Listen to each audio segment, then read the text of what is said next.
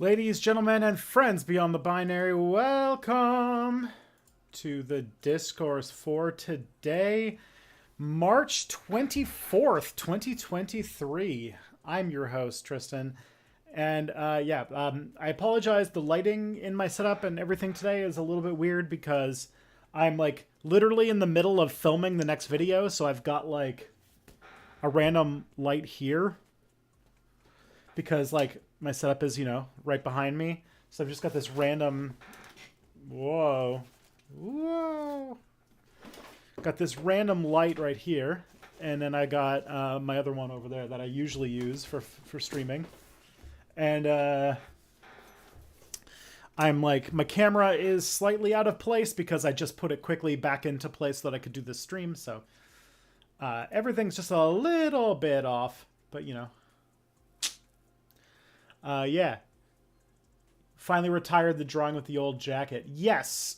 Birdie had made me a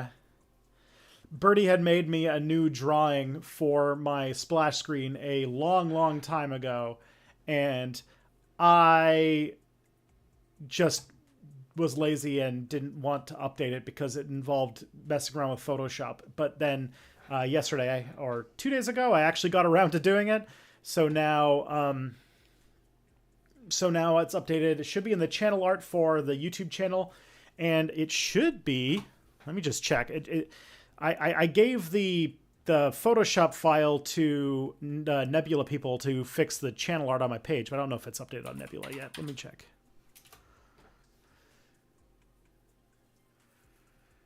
Live checking.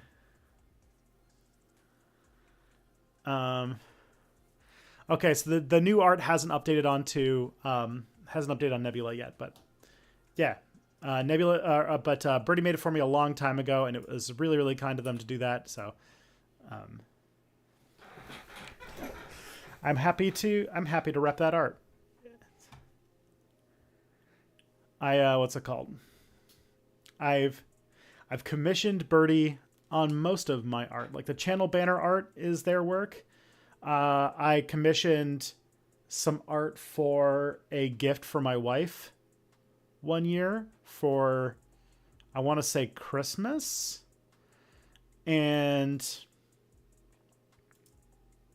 I got them, I think that, yeah, I got the update, I think, because if I remember correctly, it's because I got them some, I got them a year of Nebula. I bought a year of Nebula for them as like a present for how good they've been as a moderator of my Discord server, and just generally been a good buddy over the years. So they updated the they updated the channel art to show it specifically. They updated it to channel to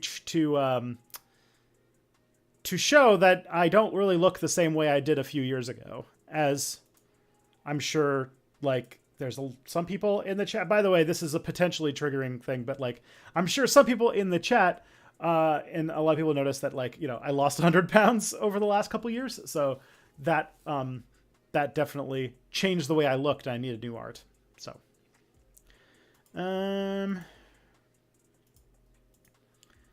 yeah. Oh, I didn't do any of the opening stuff. Hi, everyone. My name's Tristan. I'm the host of the YouTube channel Step Back at stepbackhistory.com, or twitch.tv/stepbackhistory, or just twitch.tv/stepback, sorry. And the co-host of the podcast, It's Probably Not Aliens, which can be found at probsnotaliens.com. I stream on Fridays every week at noon, which is what I'm doing right now. And you can support my work by going to nebula.tv/stepback, patreon.com/stepbackhistory. You could support with Twitch Prime. If you have Amazon Prime, you get one free Twitch subscription per month. If you choose it, you support my work with no extra cost to you. And of course, everything like super chats, bits, and Twitch subscriptions are all welcome and appreciated. Is there a way to join the Discord? Yeah. Let me hook you up with a invitation real quick. Yeah.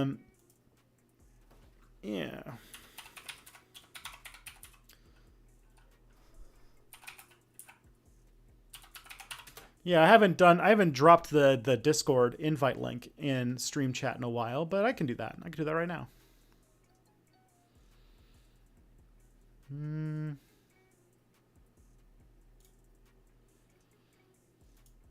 The moderators are always like, "Oh boy, Tristan must have chosen the link again," because a bunch of people sign up and they're like, "What's going on?"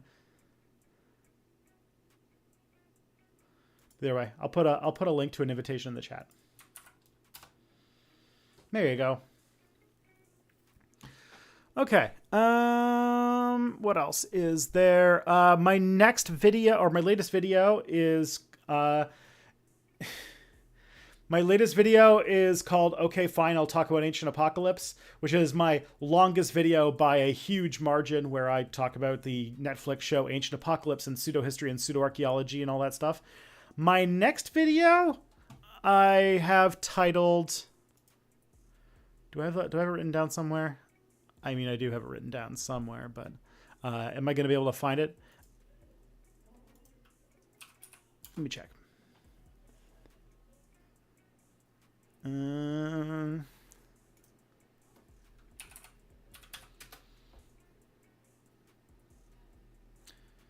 like a little idea document that I put somewhere. Here it is.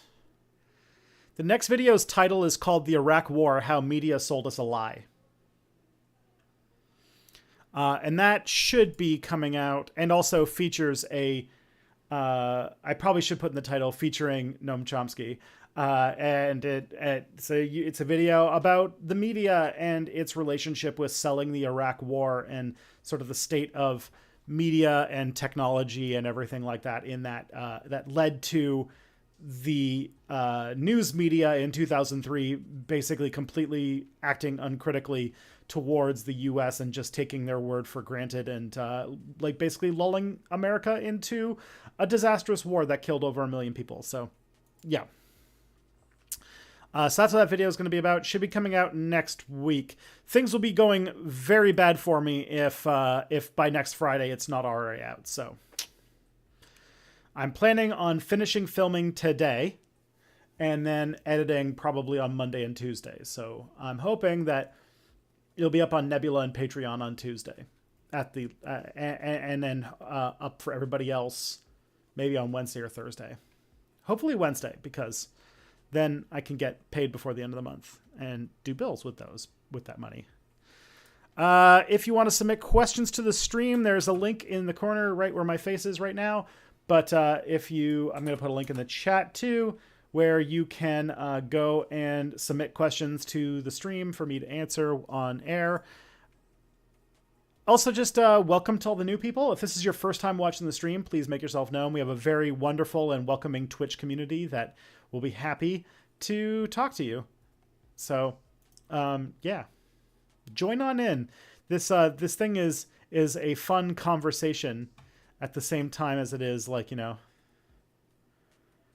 some silly, like, what's it called? Just me talking in your direction. So, yeah.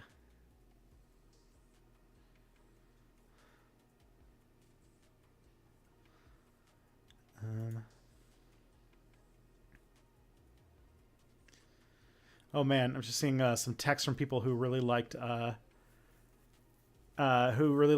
podcast. That's interesting.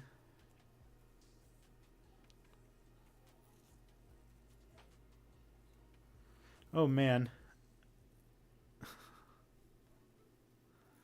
Okay. So friends, that is all of my opening spiel. Let's take a look at what's going on. What is the news that's been like? Apparently Trump was supposed to get arrested this week, but I don't think that happened. I feel like that I would have found out if that happened. So I guess we're just gonna have to. What is the content? What is Discourse this week about? And am I afraid to know what the answer to that question is?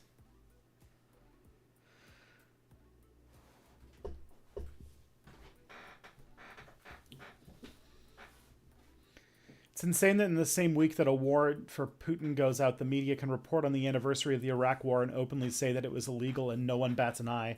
Yeah. Yeah, it is. It is the International Criminal Court putting a warrant out for Vladimir Putin while George Bush still like lives and breathes free is one of the most condemning, like one of the biggest condemnations of the entire ICC body I've ever seen. It's cowardice. The ICC is acting out of pure cowardice on that front. And yeah, for all the horrible things Putin has done, and there are horrible things Putin has done, America really doesn't have that much, doesn't really have a whole lot of moral ground to stand on when, you know, what the Russians have done to Ukraine is not even close to comparable to what the United States has done to Iraq over the last few decades. So, yeah.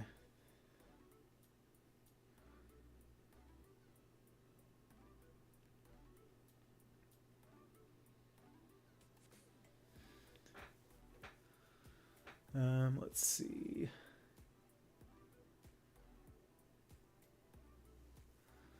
Charles is not coming to France finally.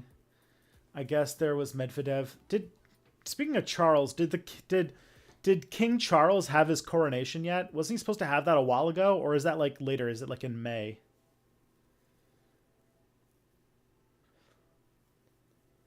Also, Henry Kissinger, need I say more? Yeah. I do remember this. In my next video, I talk about how Kissinger is partly responsible for arming like Kurdish militants to fight Saddam Hussein's government, or not Saddam, the Ba'athist government in Iraq, as an attempt to sort of seed a coup without President Ford knowing about it. And I said it's going to be just one item on the long list of crimes that's read to him as he's descending to hell. So yeah.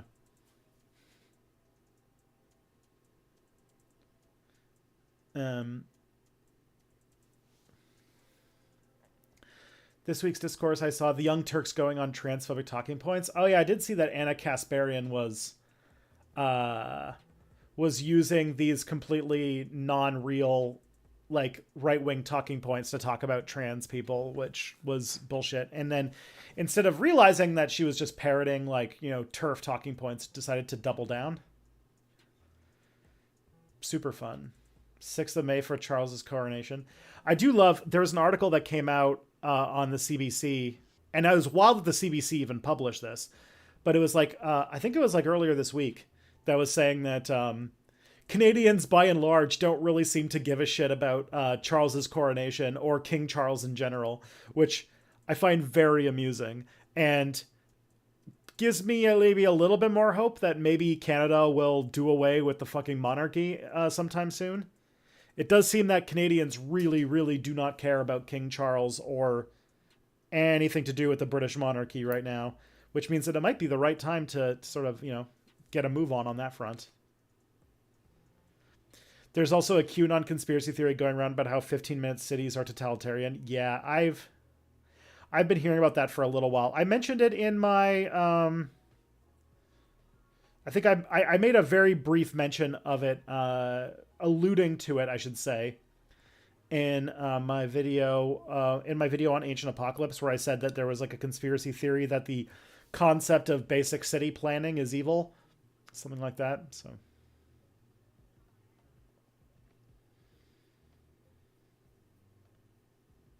Has Charles visited Canada recently? I don't remember. I don't. I'll tell you guys about this. This is like the most that I've ever had to think about the royal family. I don't like the royal family, but I also don't particularly care. Like, I'm not like super invested in making sure that Canada leaves the monarchy, because to me it's, they don't have any actual power. It's all symbolic. So it doesn't seem like something for me to put a lot of energy into. So I don't really, I've made it, I think I said on It's Probably Not Aliens once, that I make a note to not give a shit about anybody who has a 6-figure bank account. And so I don't pay attention to the royals. I don't care about them. I don't care about their status. I don't care about their corgis or their house. All I see they are is another group of shitty rich people who make a lot of money by doing nothing, which is basically how all rich people work. So,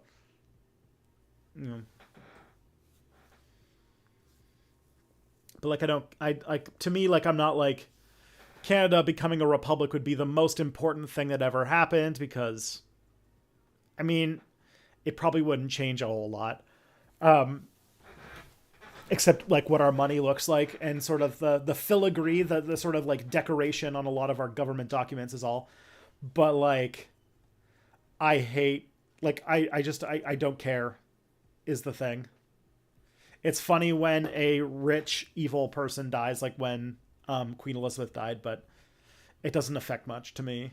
It's going to be a huge waste of money, but, rich people waste money all the time doing stupid shit, so that's about it. Can I see messages from Twitch? I think I can. I'm reading one right now. Is Canada still part of Britain? Not technically. We're part of the British Commonwealth, which means that we are still technically part of the domains of the monarch of the UK, but we're not like part of the UK. We are an independent country functionally.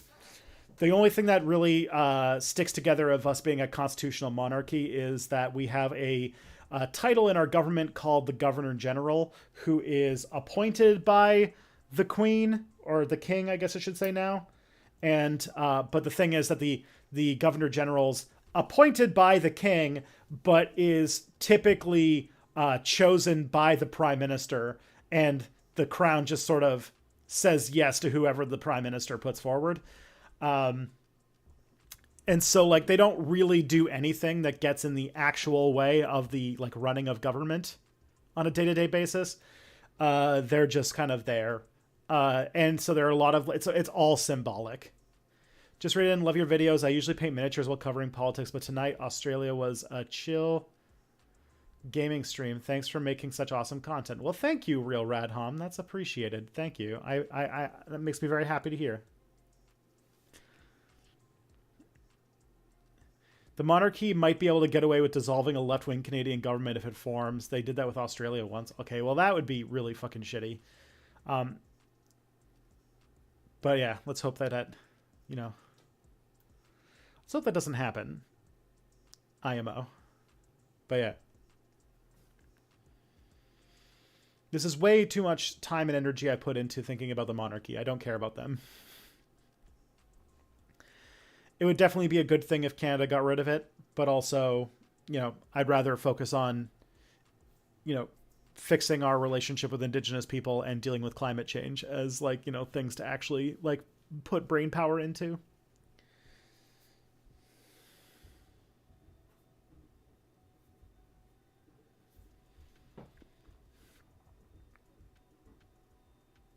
Alrighty.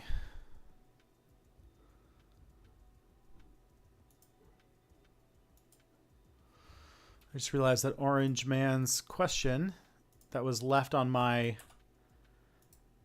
question thing here was from a previous was still left over from last stream. Hey, thank you for the $5 super chat, Astromist. Shiba dog in combat position. Ha.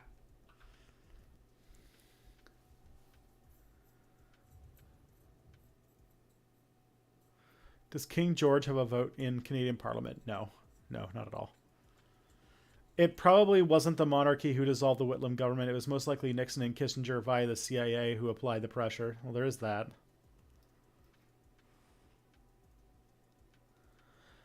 Did you ever hear the recording of the phone call between Reagan and Thatcher where Reagan apologized to Thatcher because he didn't realize Grenada was a Commonwealth country before he invaded it? Dear God. Did not hear about that, but I did talk about Grenada in my in my video that's coming out next week, so... interesting though.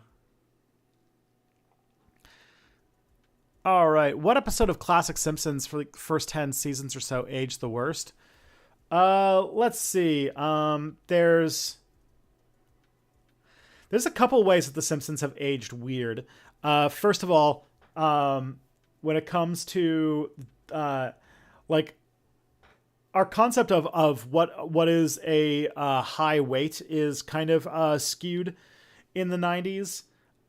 Like, for example, a lot of the extremely what's supposed to be hilariously overweight weights that Homer is tend to be sort of like on the like slightly overweight category, or at least like, you know, the sort of mildly obese category in modern day contexts, which is a little weird. But I think that a lot of I'm trying to think of like specific episodes that have aged badly, and I'm trying to think of like what those would be. But like, yeah, on the weight thing, like, I think at one episode they mentioned that Homer is 235 pounds as like, and this is like, you know, put out as like a grotesquely, ridiculously overweight weight to be, but like, might has to do something to do with his height or something like that. But like, I remember that I did this like test with like electricity or something, I don't know, where they found out what my ideal weight should be that isn't based on BMI. And it was around that. So I think that's about interesting. But also I'm also like, you know, 6'1" and sort of built like a football player. So it's a bit of a different story probably, but either way. What else is there? I'm trying to think about like The Simpsons.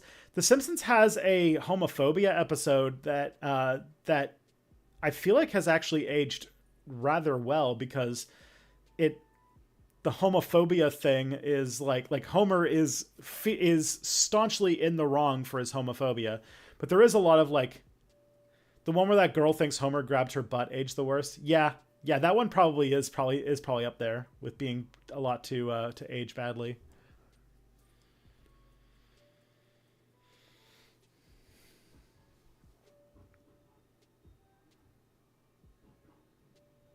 And yeah, there's probably a lot that are just like references to shows and stuff like that that just did not get remembered. Because yeah, no one remembers Murphy Brown.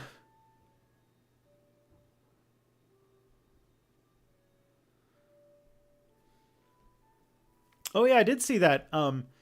That President Putin visited China, or Xi Jinping visited Russia. I think it was Putin visited China because I think we know who's in charge there.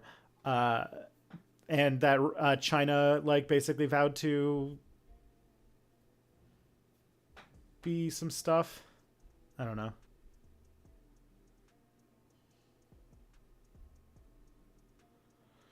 I'm trying to remember. Homer's attitude towards gay people is presented in the show as stupid, but he says some things that a character today would never say and retain the audience's sympathy. Yes, yeah, that is definitely a sign of it aging. I wouldn't say aging poorly because it's just an artifact of the state of discourse around LGBT issues in the 90s, and you have to kind of, in some ways, you have to like give it credit for how progressive it was for the period that it was made in, right?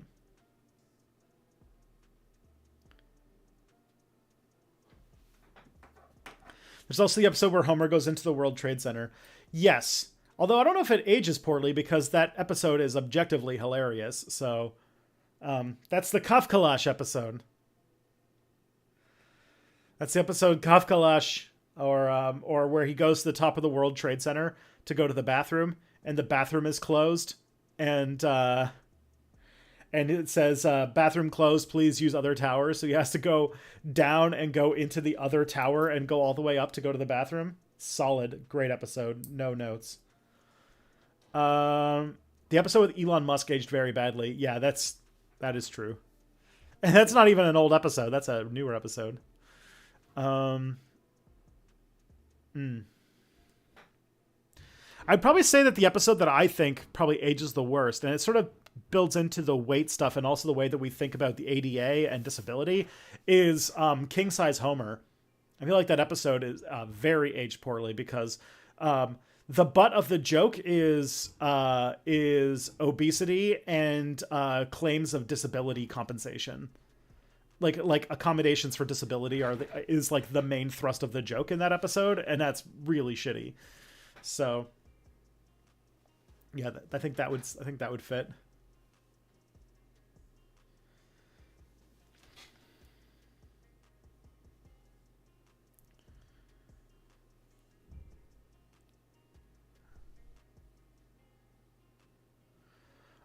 Okay. Good question though, Matt. This is a question for Mia. Mia's not here, obviously, today.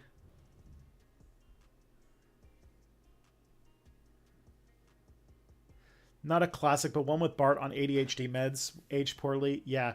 Which sucks because I could have, as somebody who was an ADHD kid who had like who saw a lot of like my, like there's an episode of The Simpsons that full on I cannot watch without making me cry every single time. Because it basically hits so close to my personal experiences and my struggles in school that it I actually can't watch the scene without tearing up. And it's like, what's it called? It was that scene where Bart's like trying to study for a history test during the snow day, and like he starts like, slapping himself, and then like he takes the test and he fails just barely, and he just like breaks down, and I'm like, oh my god, that when he starts breaking down when he fails the test, I die every single time because it like hits so close to home. It's a truly devastating like scene. Um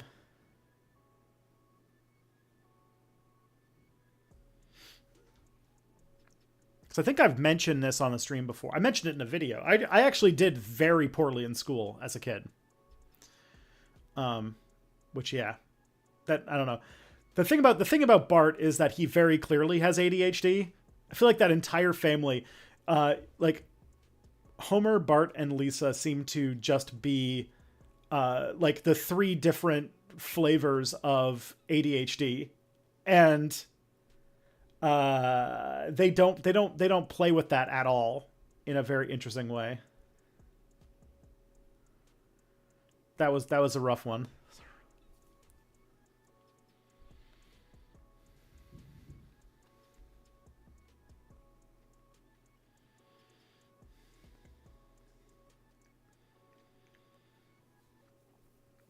Yeah, the whole Simpsons family are just all neurodivergent, and they don't they're all neurodivergent, and they need to acknowledge this. Except for maybe Marge. Although Marge has her own things. But yeah. Is there a UFO instance / ancient aliens claim you won't talk about? I think there are. Not so much. Like, I'm trying to think about any that I wouldn't talk about and why. And I can't name any, like, by name. But there are some episodes that I, like, didn't do because basically there just wasn't a whole lot to it. Like, I think there were some claims from the first season of Ancient Apocalypse that are Ancient Aliens that were like what they were saying was just like, all the episode would be is like, they say this. This is not true. Episode done. Like, they're lying. Wonder how much overlap there is between autism and ADHD. They are cousins of each other. They do work differently, but there's a lot of similar symptoms, although the disorder is what's it called? Is just that. What's it called? Because ADHD is fundamentally a disorder where your brain is not sensitive to dopamine, and so like your brain doesn't have enough receptors for dopamine, which means that the sort of chemical in your brain that tells you to pay attention to things and that like gives you that reward for sort of like, you know, having the willpower to get yourself through tough moments or tough times, your brain doesn't have enough of that, or your brain is not sensitive enough to it. And so anything that is like to like a neurotypical person, if something is like, you know, boring, but you know, you can get through it, like a boring class or something like that, is like agonizing for an ADHD brain. And so like that is like the main thrust of what's wrong. And it also results in like bad sleeping habits, bad health, like bad like sleep health in general. And if something does hit because your brain is so starved of dopamine, if you do find something that triggers your dopamine, like enough dopamine to make you happy, you will hyper focus so hard into it that you basically can't tear yourself away from it. Like me! Like my hyper focus lately has been fucking around with ChatGPT, and it has like I stayed up late last night because of that, so it's rough. Are you talking about the reward circuit involved in motivation, depression, and addiction involved with impulse control? I'm talking about the root cause of ADHD, basically, and the whole issue with dopamine sensitivity. That's why people who have ADHD, their ADHD medication are all like stimulants that are meant to increase the flow of dopamine into the brain, so that while your brain is less sensitive to dopamine, you take drugs that basically make your brain produce more of it. But you could also take, for ADHD, if you want to, you can also take an SDRI, which is a selective dopamine reuptake inhibitor. which basically means that like your brain, like the way that your brain works is that these chemicals show up in your brain and then it processes them out of the system, and that's sort of like how you have the ebb and flow. An SDRI will keep the dopamine in your brain for longer without basically like processing it out of the thing, so it sticks around longer. It's not as good and strong as like straight up stimulant ADHD medication, but it's good for milder cases. Or it's good for what's it called? It's good for people who have ADHD, but they don't have their heart is not like they won't give stimulant ADHD medication to somebody who has heart problems. So they would give them something like an SDRI to sort of give them something that won't increase their blood pressure, basically.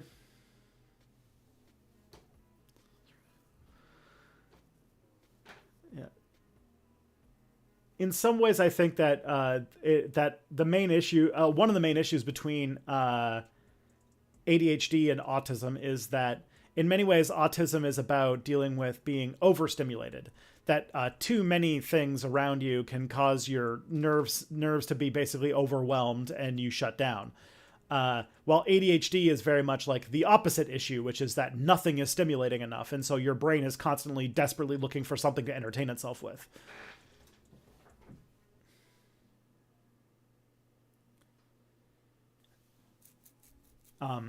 Yeah. The most common SDRI is Wellbutrin, which is typically a anxiety medication, but it can be used for ADHD as like an off-label thing.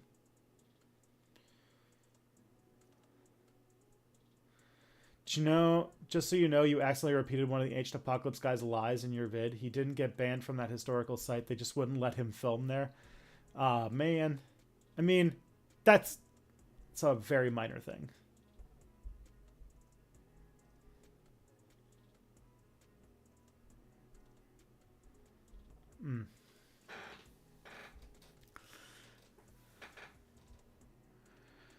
Okay. I mean, also, autism's got a lot of other complex, like, symptoms that don't seem to just be about being overwhelmed. Like, try to remember what some of them are. Like, digestive issues. If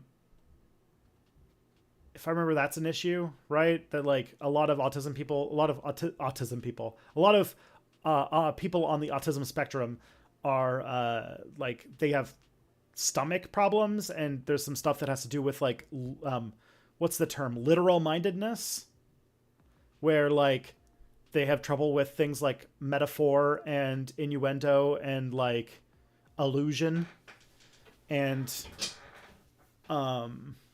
like exaggeration and stuff like that. Like all those kinds of things sort of doesn't work well with them for some reason.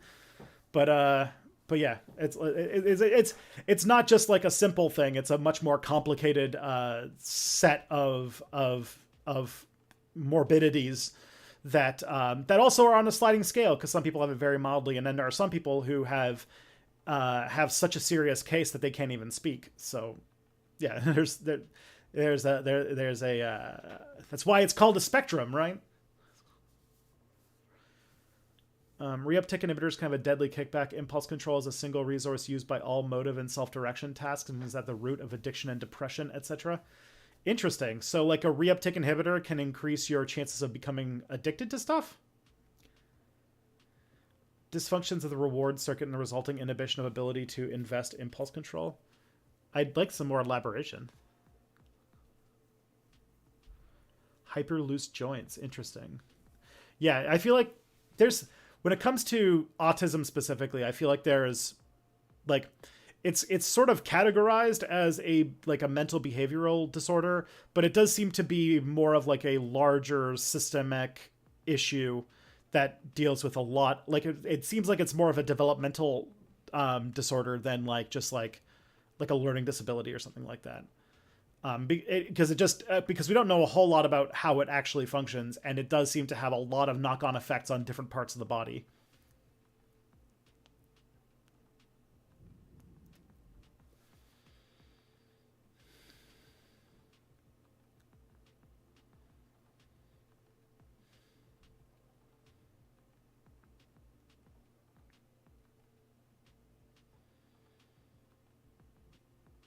Bam.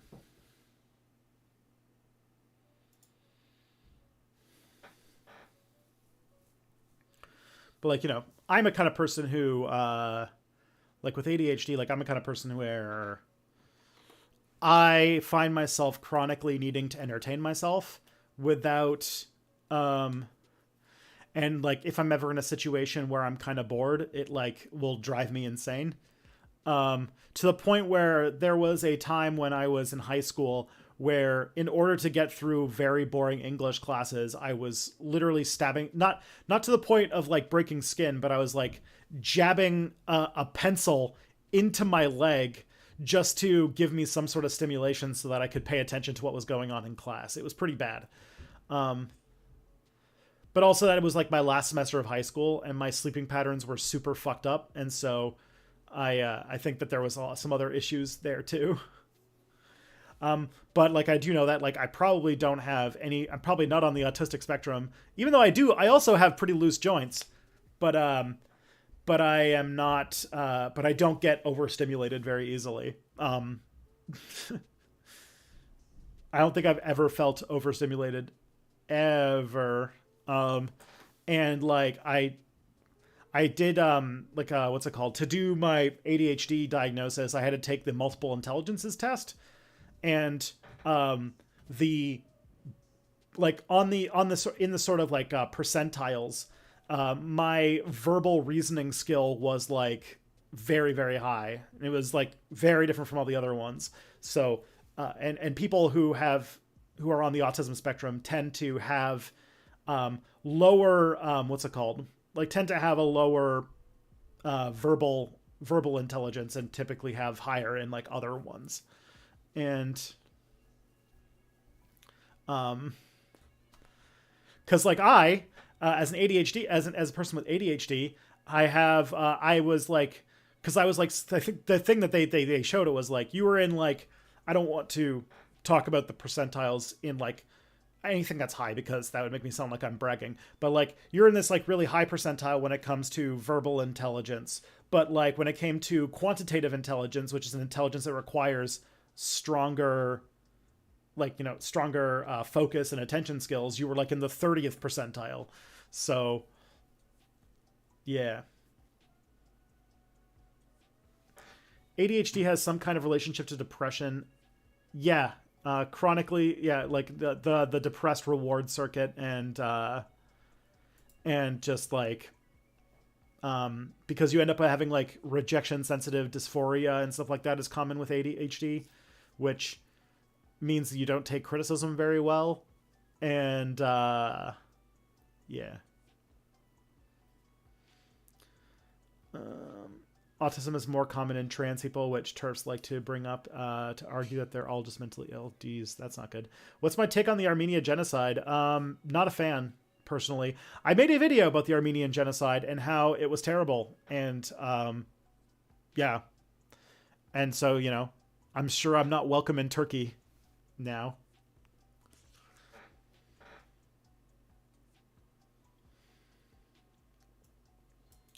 Banks are collapsing. Economy will collapse globally because of peak oil. We will lose aerosol making affect people.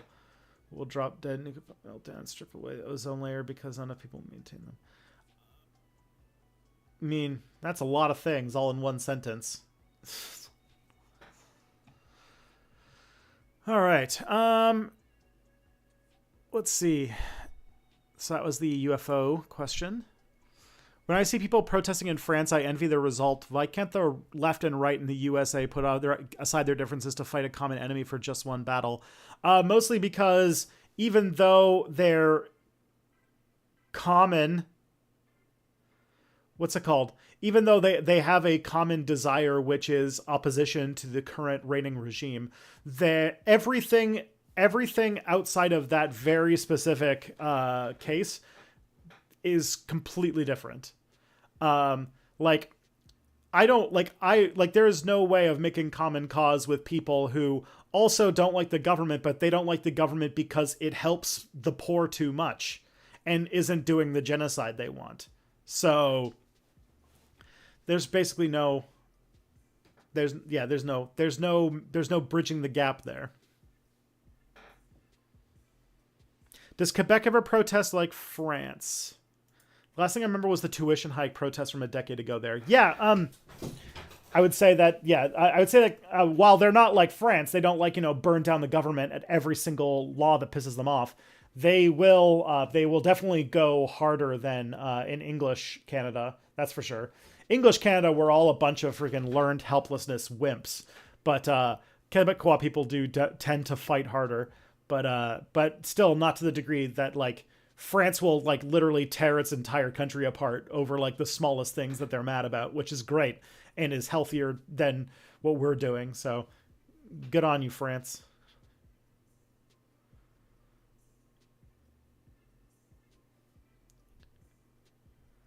There's a huge material difference in police forces between the USA and France. Yeah.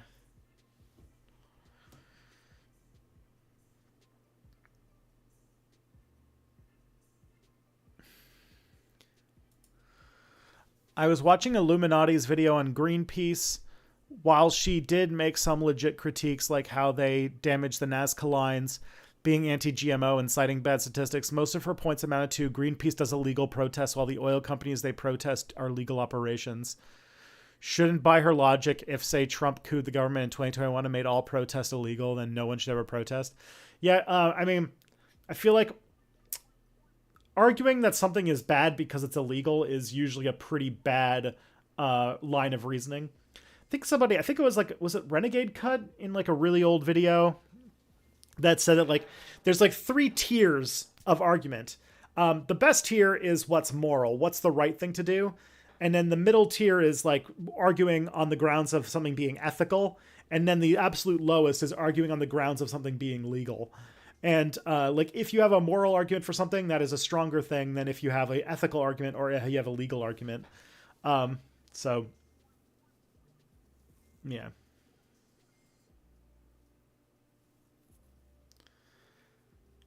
But yeah,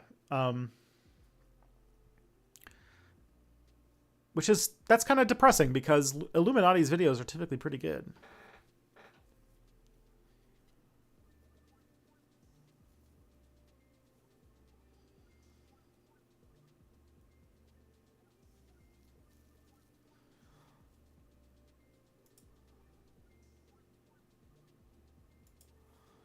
All right. In the past, you've described Ezra Levant as Canada's Steve Bannon, but it's more accurate to say he's Canada's Alex Jones. Both the Rebel and InfoWars run on similar financial model. They both have made careers out of spouting blatant far-right conspiracies, and both have a long history of getting their asses handed to them in libel suits.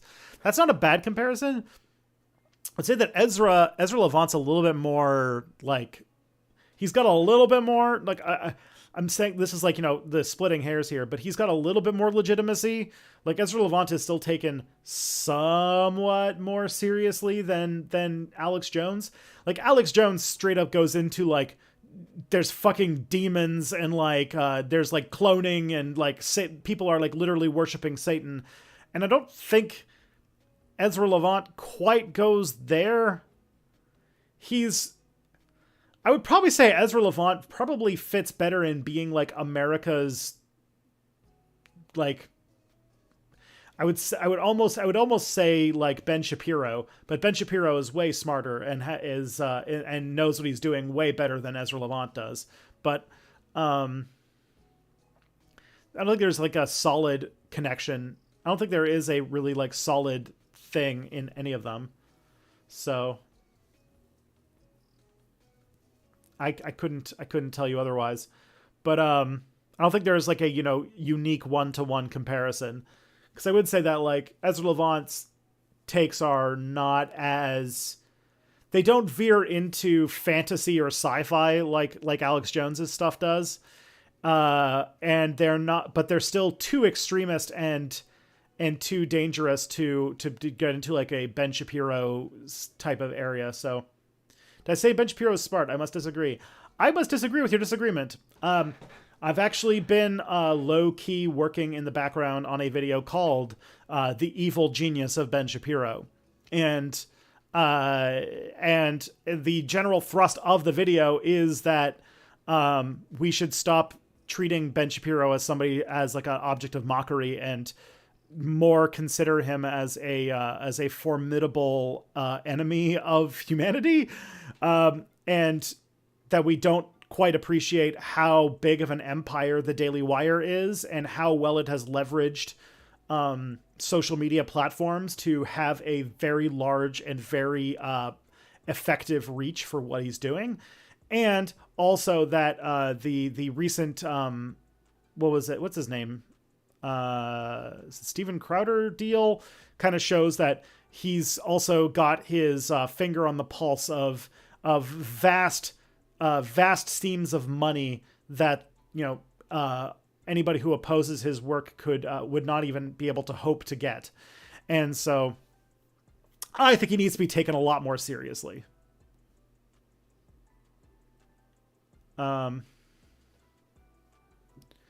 And so, yeah, that video, I don't have a timeline on. It's something I kind of work on when I have like a few extra minutes between things.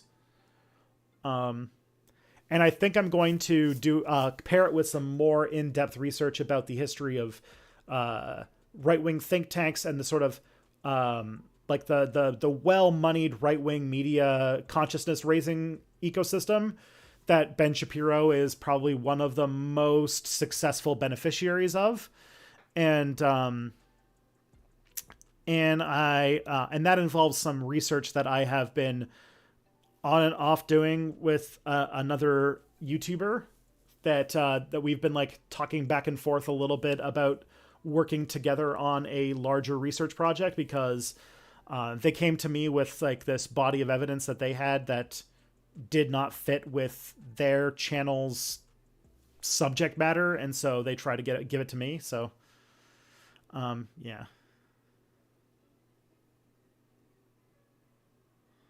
There is that.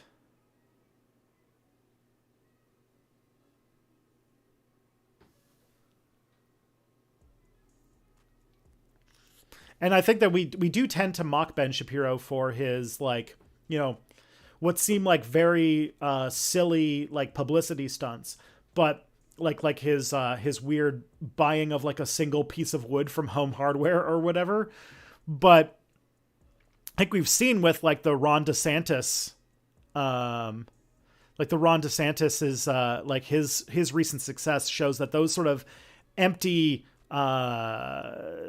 like those sort of like bland, empty publicity schemes seem to really resonate with conservatives, which is the audience that Ben Shapiro is trying to court.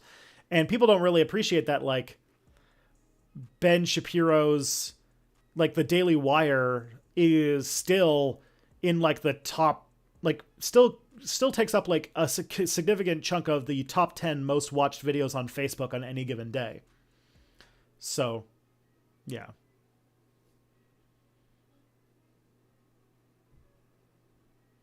We'll see where we can go on that one. I need to reach out to the person who sent me all of those, who's been doing the research on and get back on talk about that. But yeah, but I definitely do have like a thing that I am sitting on that is a video called "The Evil Genius of Ben Shapiro" that I've been working on, you know, off and on for months now.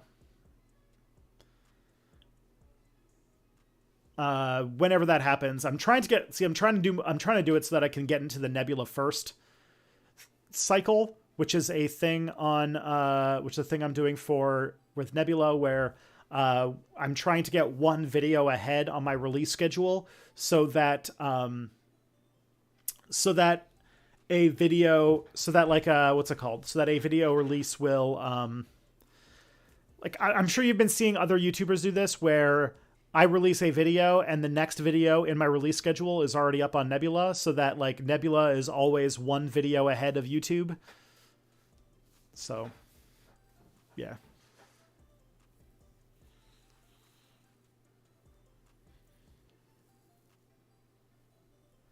Am I sponsored yet? I mean, I get a sponsorship for pretty much every video I make now, so. And I've got a very, very I have a very good sponsor for the Iraq War video. Like, it's a very good fit. I'm actually kind of surprised by how good a fit it is. So I'm excited to see how that one goes down.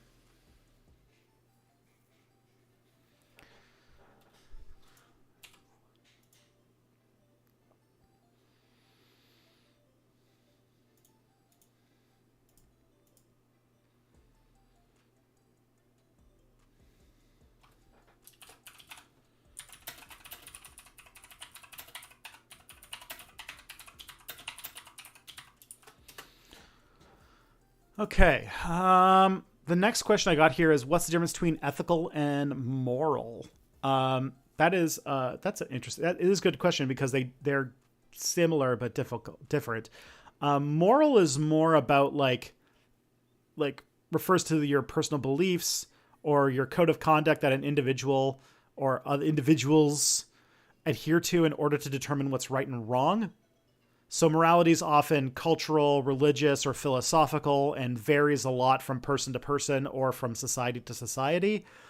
While ethics refers to a set of principles or values that guide decision-making and behavior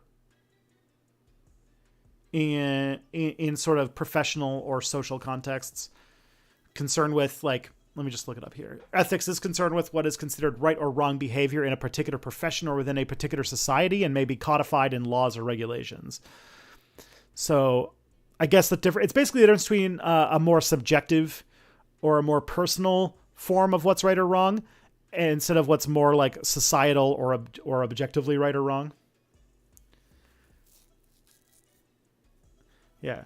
Moral is guiding principles. Ethics is a practical code. That works too. For example, morality is when you do the right thing because you feel it is the right thing to do. Ethical is when you do the right thing because that is if you wish to live in a society that has that sort of thing, then you need to do that. There are times where you might not do the moral thing, but you're doing the ethical thing. Trying to think of a really good example. The Prime Directive in Star Trek. There you go. We haven't had a Star Trek talk yet, but the Prime Directive in Star Trek is definitely trying to show where morals and ethics might be in contention, right? Where the ethics are based on a ideal that societies need to develop on their own. For people who don't know about this in Star Trek, the Prime Directive is a thing in Star Trek that believes that it's a part of the Star Trek universe's ethos that societies that have not yet developed a certain point of technological development, basically the kind of technology that lets them move between different planets, if they haven't developed that technology yet, then they're not considered ready, or they're not considered part of the galactic community, and therefore they shouldn't you shouldn't interfere with their development because they need to learn to develop on their own.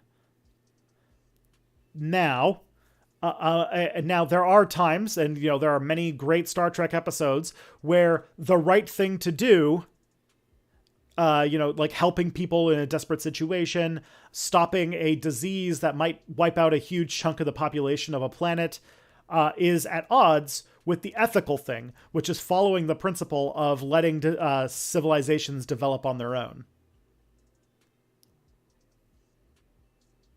Hopefully that makes sense. That's the way that I would talk about it. Hopefully.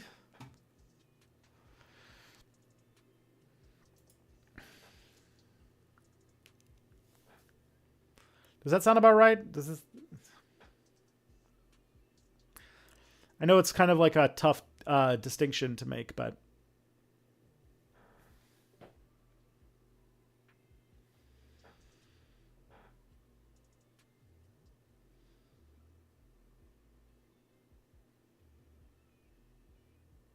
all right.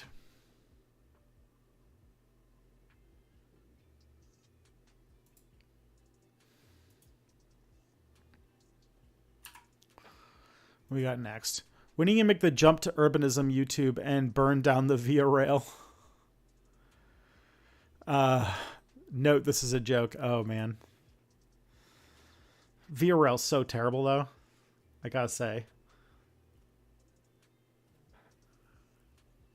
I listened to a podcast that argued that the Prime Directive is technically chauvinistic. Yeah, there's definitely a lot of issues with the Prime Directive, like as a directive. Like it's the idea of not interfere. There is a sort of like strong moral objection that somebody could take to the Prime Directive, and that in many ways it's more.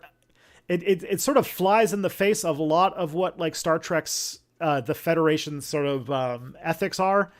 It flies in the face of that, and it's more just an attempt to answer the Fermi paradox in the context of the Star Trek universe, because in the Star Trek universe, of course, like there's tons and tons of inhabited planets that have faster than light travel, and you need some way to explain why, if that is the case, we never see aliens like in our day-to-day lives. And the explanation is, well, like the Prime Directive.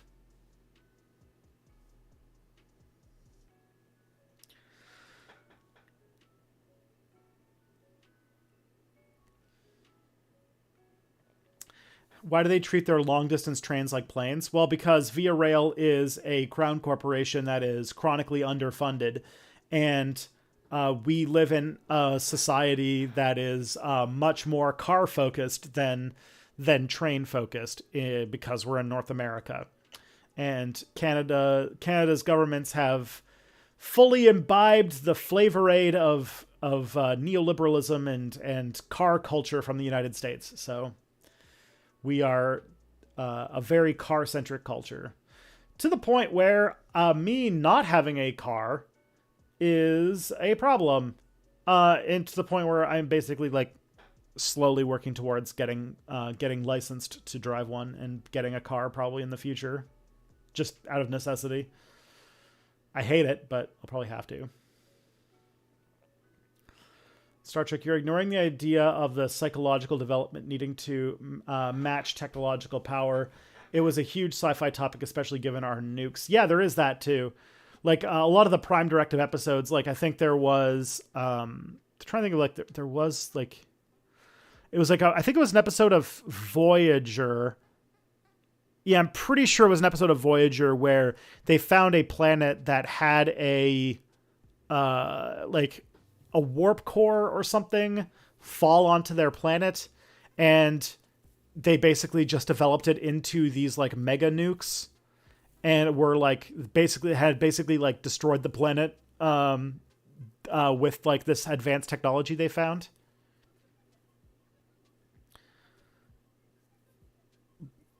And so like that's also sort of part of the Prime Directive argument. The Prime Directive and like sort of a lot of ethical arguments in general are the kinds of things where it's like, this might seem wrong in the short term, but it supports a system that overall does the right thing in a more long-term view than like one individual might be able to appreciate.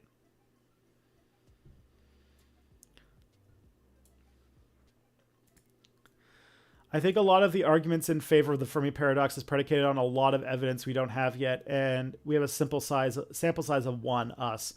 That is true, although there are some compelling, like, a lot of the stuff that we've researched does have some compelling, like, amount of information that we're able to take from that one case, and from what observations we made about the universe.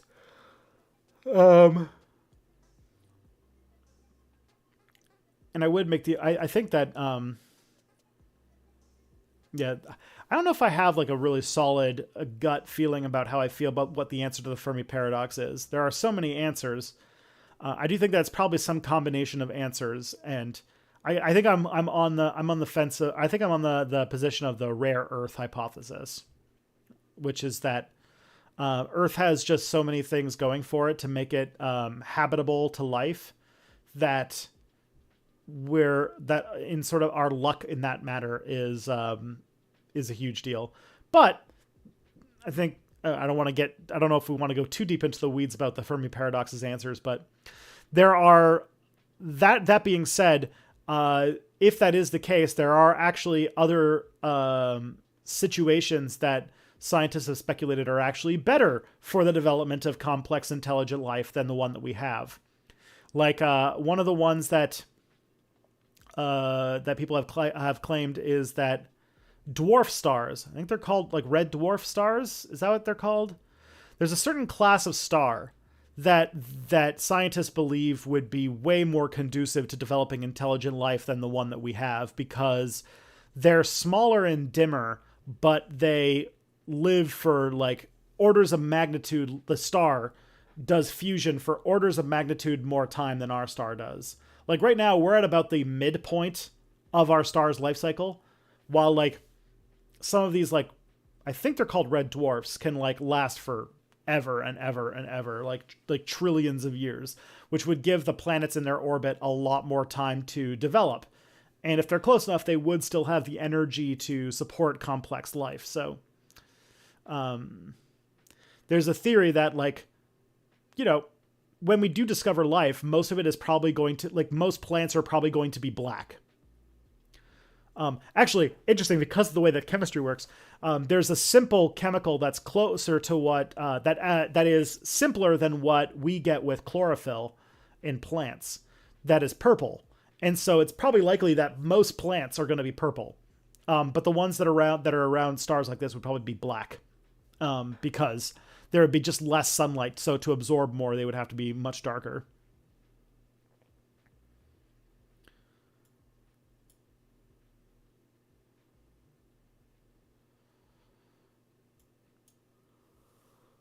Ugh. I have taken Via Rail. I've taken Via Rail a bunch because I used to live in Quebec, and so I used to, when I went home for the holidays, I typically took the Via Rail from Quebec to Toronto, from Montreal to Toronto.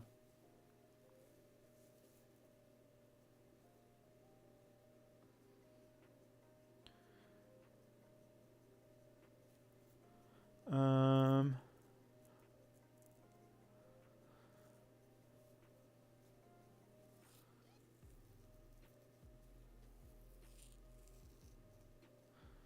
It's kind of messed up, though, that treating technological development as a proxy for cultural development. Yeah, it's definitely not a super enlightened philosophy, but it sort of also shows a little bit of the, like, philosophical shortcomings of the way that the Federation thinks, which, is a lot of like techno-utopianism and prioritizing a strong system of ethics over doing like the right thing in a certain situation. Like there's definitely parts of the Federation's philosophy that I disagree with and maybe should be explored.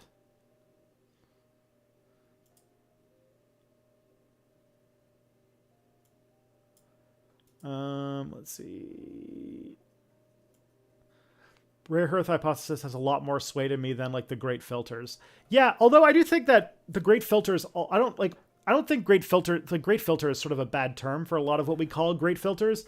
I just think that there's like some of the things that led to the development of human level like intelligence and the ability to communicate and make technology required very specific types of evolutionary pressure. Like, for example, multicellular life requires the development of mitochondria, and mitochondria were like a different organism that got like absorbed into cells and became like its own thing. But like, we don't know if that's very common. It could have been an extremely rare thing that happened, in which case that would mean that, multicellular life is very rare in the universe, because a structure like a mitochondria developing was, not a common thing. Or, maybe the development of language is very rare. Who knows? Although there's also weaknesses to that, because as we know, there's like, if we say like, developing intelligence is rare, we know that's not the case. Pretty much every carnivore develops some form of intelligence.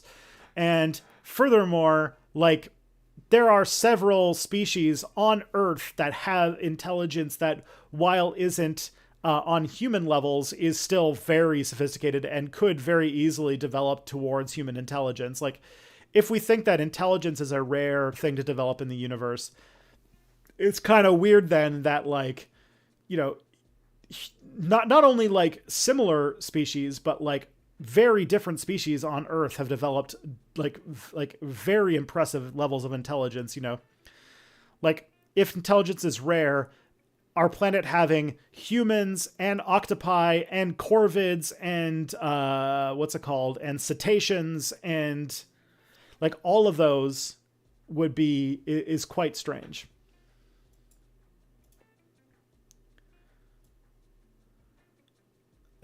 Sufficiently advanced societies will discover time travel before they get long distance space travel. Could be. So the Prime Directive was put into the show to explicitly depict the Federation as not colonialist. Okay, that makes sense. You do need time travel to make long distance space travel possible. Maybe. I feel like there is a workaround with the sort of Alcubierre warp drive theory, but it is a theoretical technology that requires exotic matter, so it could be that just never becomes real. Red dwarves live longer, but they're way more violent and spew out a lot of radiation and solar wind. Then what am I thinking of? What is they're like small, they're small, dim stars that live for very long periods of time. Maybe they have a different name.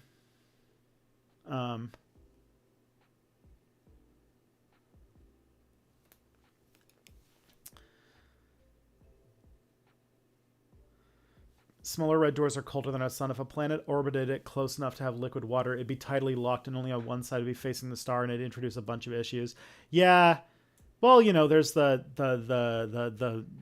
twilight zone on those planets, but yeah, they would have some issues with, like, what's it called? Convectional forces, convex, like wind. They would have big wind problems.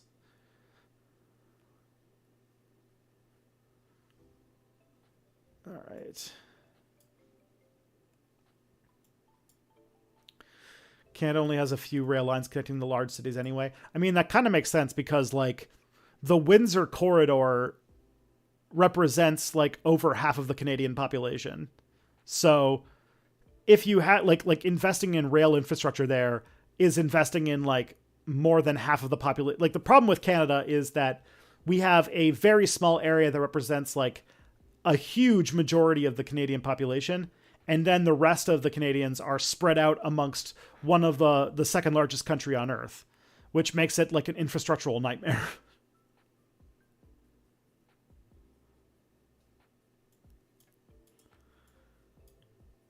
Right. Technology shouldn't be treated as a tech tree. A lot of primitive technology is actually beneficial in many ways. Yeah, although I would argue that in Star Trek, the Prime Directives, the thing that they wait for is warp drive. And the reason is because warp drive means that they're inevitably going to run into other species at that point. So that's like the latest possible time that you can get involved, you know?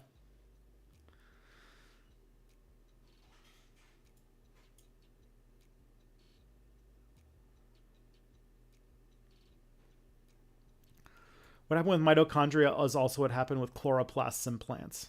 Interesting.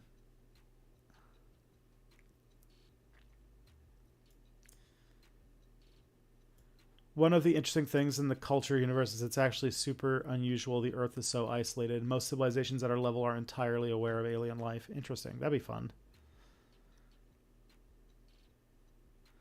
I'm now reminded how carcinization is a thing. I've learned that that's a little bit overstated, and also that decarcinization is also a thing. If the cephalopods take over for us, I hope they don't fuck up as hard. Yeah.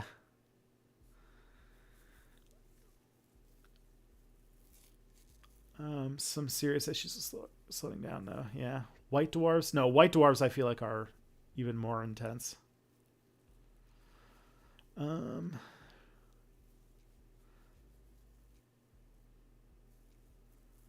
Like, you're not mistaken. The argument you're thinking of is made about red dwarves. It's just that the argument is wrong for the reasons I mentioned. Okay.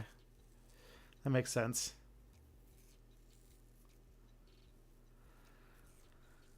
We're very close to gaining a form of time travel. See, as we're now accomplishing teleportation. I do remember that, hearing that. There's like a weird, that like there was some new quantum computer development so there's like some quantum physics development that happened like a month ago or so that changes the way that we think of time at a like at a microscopic level, which is interesting.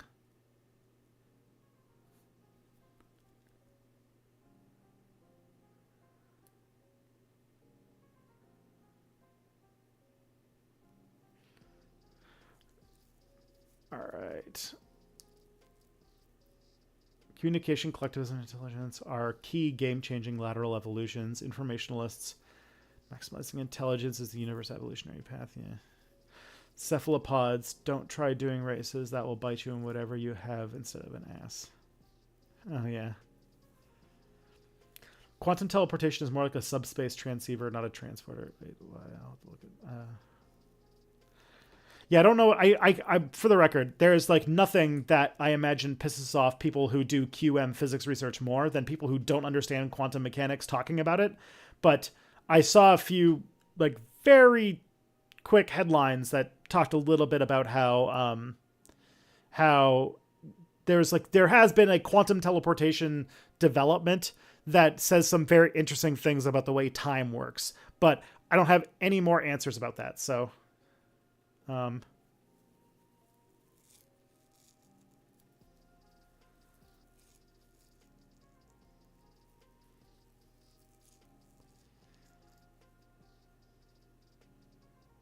think most people don't understand quantum mechanics. It's very weird, and I try not to say anything too definitive about it because of that. So, because there's one thing that I do know is that every time I've heard claims about how quantum mechanics works, almost everybody who actually knows something about quantum mechanics, you know what?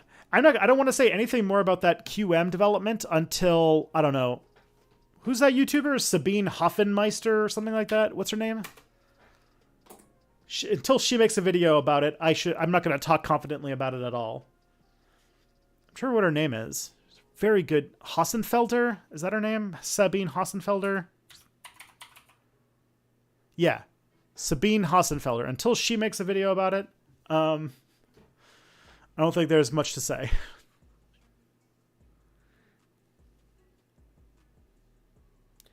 Is it just unusual to evolve hands and intelligence at the same time? Who knows? Sabine is the heavy anchor of the physics world. Yeah, she has been a very grateful wet towel on a lot of things that I've gotten excited about over the last few years, and so she's pretty good to follow. If you're not subscribed to Sabine Hossenfelder, who, I mean, like, I'm like promoting a channel that's got like 810,000 subscribers, so I imagine a lot of you probably know who she is, but yeah.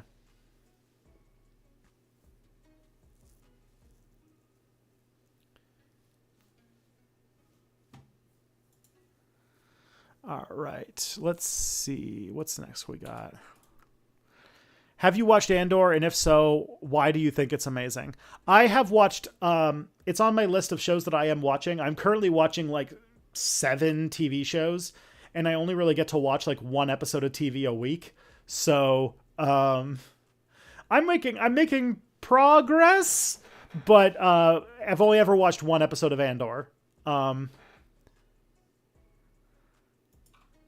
But I will say that I am also currently watching, I am watching Spriggan, Umbrella Academy, a rewatch of Star Trek Voyager and the X-Files, Andor, Avenue 5, His Dark Materials, and The Mandalorian. So my TV diet consists of too many shows and not enough time to watch them in a really bad way, and so I'm always very far behind.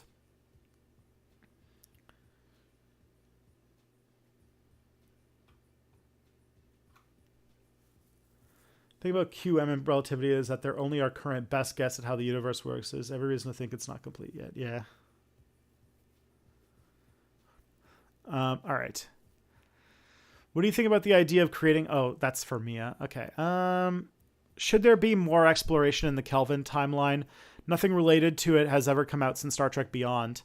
Isn't there like some comics and stuff like that? You know what I want? Because of like the sort of merger, now that like all of Star Trek is under one umbrella, that the Kelvin timeline has sort of become redundant in that sense. What I think would be really cool. So there's a couple ways that have been talked about it. One is that some people have decided that like the Kelvin timeline should stay existing and have it be like the Star Trek movie universe. Although, with Anton Yelchin dead and like and pretty much all of the main cast of the Star Trek Kelvin timeline movies moving on to other projects, I have heard that there was like an attempt to make a fourth Star Trek movie that would actually get Chris Hemsworth back for an episode that would be like a time travel thing, but that didn't really. I think that died in development hell. There was also the Quentin Tarantino Star Trek movie that also I feel like died on the vine because Quentin Tarantino didn't want to do it anymore. And then I've also heard some talk about making a Kelvin timeline Next Generation movie where they were going to recast all of the TNG cast, but I don't know if anything ever came of that, and I don't think that Paramount feels very strongly about Star Trek's movie pedigree in order to sell it. If I were to like, you know, personally make something, I would try to do something cool that would take the stories that like the sort of events that created the Kelvin timeline and make it come full circle and have like a sort of like transmedia project that would have the TV and movie universes sort of realign in some sort of big cataclysmic time thing that would basically be about doing something with time travel that would, at the end of the day, break or undo the sort of like doing something that would be like a time travel adventure that would involve like the TOS Enterprise crew of like the Kelvin timeline movies with like, you know, although now I feel like Chris Pines, the guy who just did the D&D movie, the guy who played Kirk, I feel like with him and Zoe Saldana alone, it's a bit too expensive of a movie to make now, but making a movie that had like those people and maybe some of the characters from like the sort of like Star Trek Picard era stuff, and have those two sort of clash into each other in some sort of wacky adventure that would result in a time travel thing that would undo the Romulus supernova event. And what would happen, because like there's a lot of signs that like the Picard universe is really fucked up because of what happened with the Romulans. And so have it so that it like collapses into each other and the Kelvin timeline and the regular timeline get canceled out and you go back to a period where the Romulans still exist. And in that, it would also make, what's it called? It would also make the Lower Decks, because in Lower Decks, the Romulans still exist. So it would make that make more sense. So I don't know. I feel like that would be a fun way to deal with the fact that the Kelvin timeline only existed because of some copyright disagreements, and the fact that the rights to Star Trek were split between two different companies, and sort of resolve that because that's no longer the issue.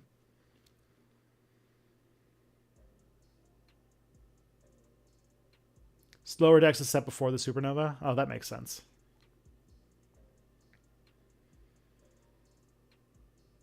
They haven't done a whole lot of great work to establish like what happened between Nemesis and Picard. And it seems like maybe that's going to be like that they're going to explore that part of the Star Trek universe some more. And so they're going to need to flesh that out a little bit. We'll see. Thoughts on Ro coming back? I thought it was great. I thought that it was really cool to see her come back.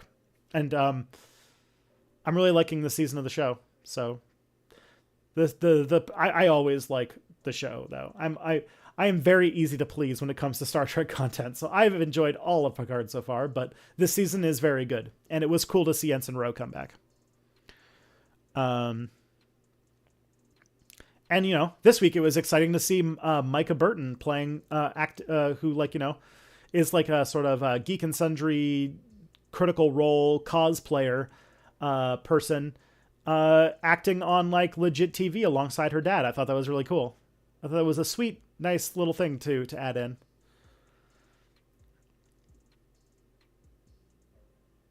I do think that if Picard season 3 would make more sense if it had taken place like almost like 10 years earlier. Like the idea that Picard had a kid at the age of like 60 or 70 or something like that's a little weird, but whatever. I can't remember how old Picard is now, but yeah.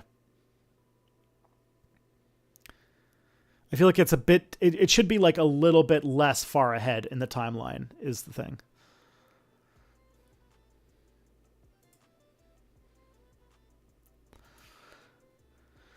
Okay. Obviously, at the moment, there's no solid evidence either way, but if there was a Canadian party you wouldn't be surprised is getting Russia dollars, would it be the PPC or the Greens? Obviously, PPC is more politically aligned, but the Greens actually have seats and strongholds. I mean, I wouldn't be surprised if both of them are making money. But I don't think Russia cares about Canadian politics that much, to be honest.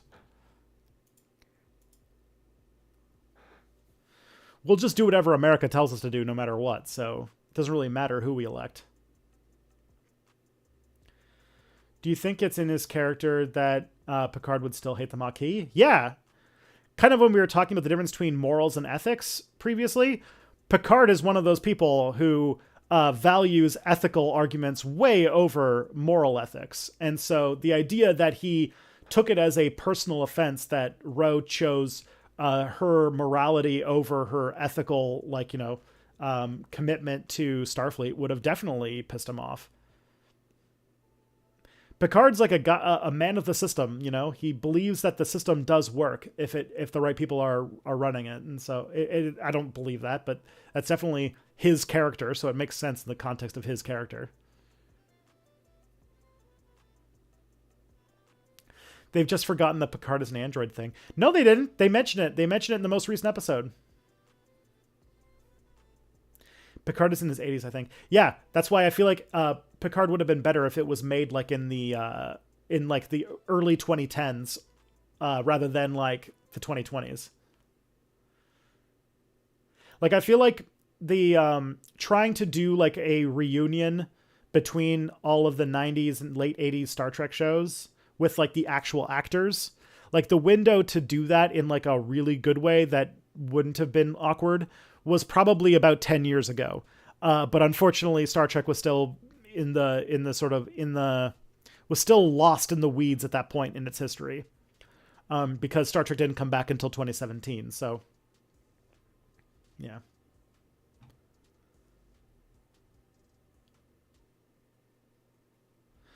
So the character is about 120. I think he's about 100. But it's the future, so people don't age as bad, I guess.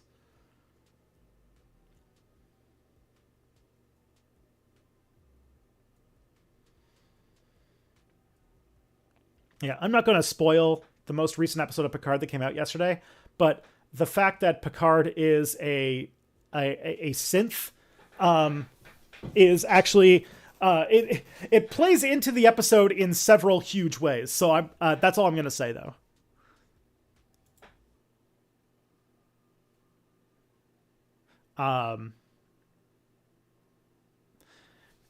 And I don't know where people are because everyone seems to be like all over the place when it comes to who's watched what.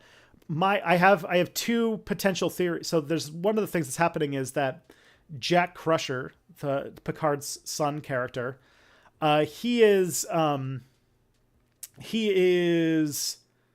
having these weird visions where he's like seeing like strange veins and stuff like that.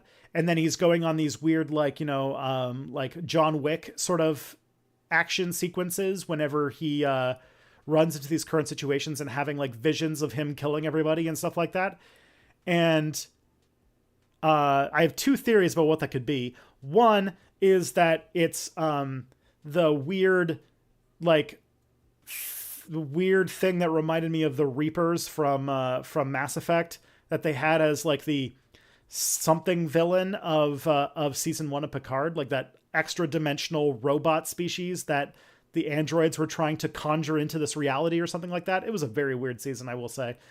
The other one, though, is I think it might be that would fit the fact that they're just trying to do callbacks to everything from Star Trek, except for Deep Space Nine for some reason, is that it might be something to do with Species 8472, because remember Species 8472 had that kind of weird veiny look to it, and they could control people's minds in some capacity, if I remember correctly. And I feel like it's just the kind of thing that they would do on this show to just make everyone lose their shit to see Species 8472 come back.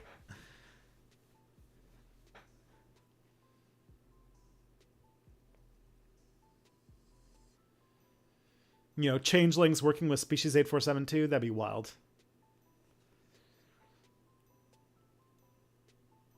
I feel like it would be and also it would give Jerry Ryan or Seven of Nine some sort of like, you know, more personal connection to what's going on. If Species 8472 was you think it might be the paw wraiths? That also could be interesting. Although that would involve acknowledging that Deep Space Nine existed, which they try not to do fairly intensely. So,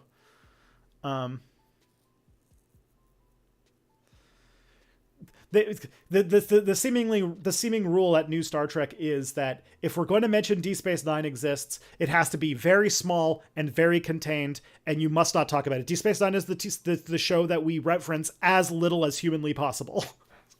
You must almost erased from history that show. But they did see the Defiant. Yeah, the Defiant was in the most recent episode, and they even had like the little like do do do do do do do, and they did that with the when they saw Voyager there too. That whole sequence where Jack and Seven are just going through the Starfleet Museum and showing all of the iconic ships from Star Trek's history. I was just like, God damn it, that was it.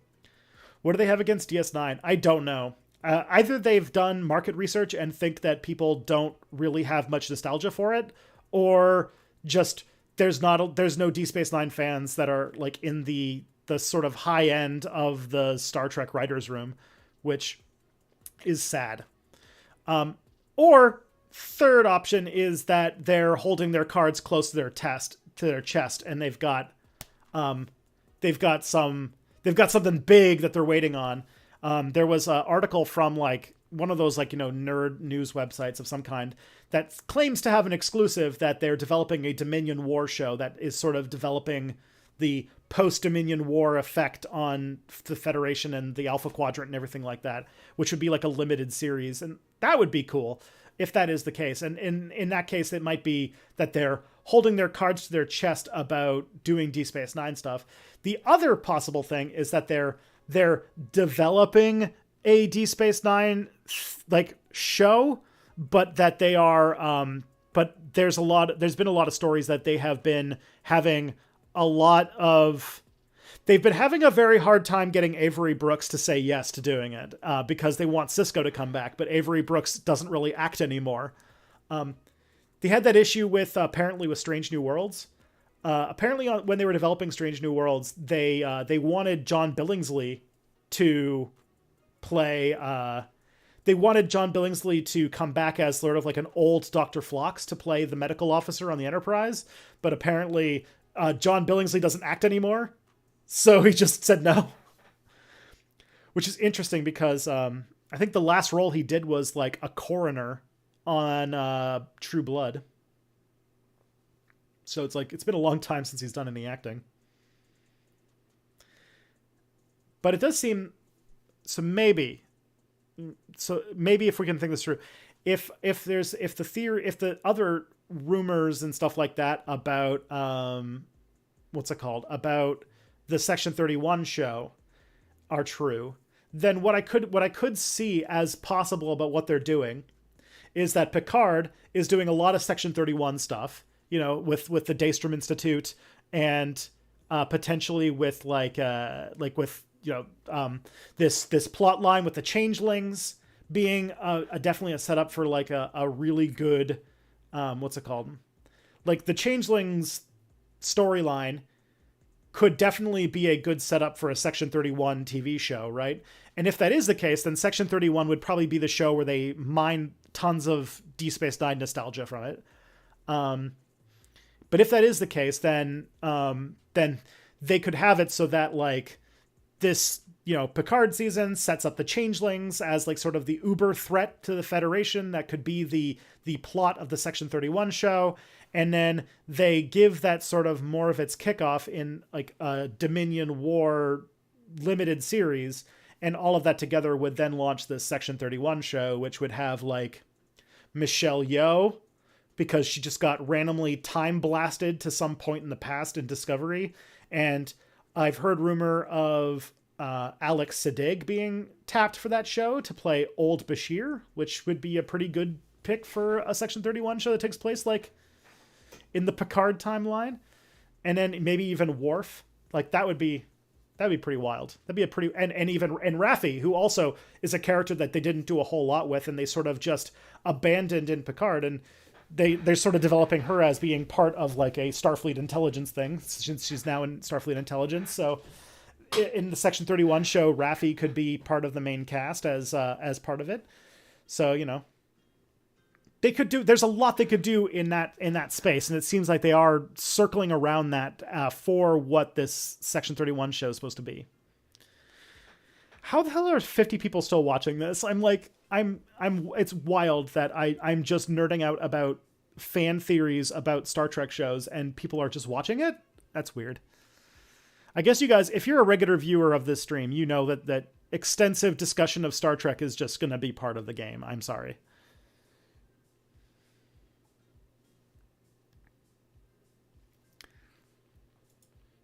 Anyways, I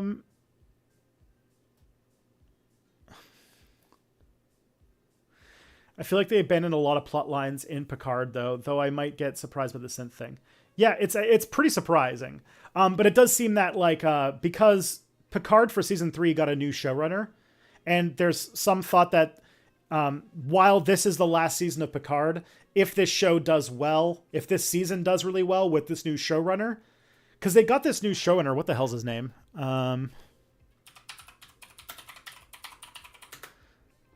Picard, yeah, this season they have a new showrunner. What's his name? Terry Matalas. So this Terry Matalas guy, who is apparently a self-described very big fan of 90s Star Trek. And they brought him in for season 3 of Picard. And there's been a lot of talk about like how if Picard season 3 does really well, they might consider uncanceling the show. But I think that might not be the case, but there might be making the argument that if Picard season 3 does really well, that Matalas might get sort of the opening to do another Star Trek series in which it would be more of like a thing that is more building on 90s Star Trek stuff, and that could be, yeah. Do you remember the Voyager episode where they established 8472 can morph into humans just so they didn't have to do the CG? Yeah, they did that. They made like Harry Kim or something. But like, didn't they mind control Harry Kim in an episode? That's why like I think that like, because there was that whole thing where Harry Kim had like all of the yellow veins on his face or whatever. And I feel like that is sort of what they're going for if they're setting up that Jack Crusher has something to do with species 8472. That's sort of my thought on that. But yeah, so the Terry Matalas thing, I think, is like he seems to have like inherited the sort of beautiful disaster that is the show Picard, and is trying to tie everything together in a way to try and give it a good ending. And it seems like he's doing a decent job at it, and setting up some and at the same time setting up some interesting future plot lines, which is also really good. So, but yeah, I'd love to see a Titan show with Seven and Shaw. Yeah, Captain Shaw is such a fun. Captain Shaw is way too fun of a character to not do something else with, and also Raffi. I feel like Raffi is a character that has way too much left to do with her narrative arc to not put her in something else as well. So,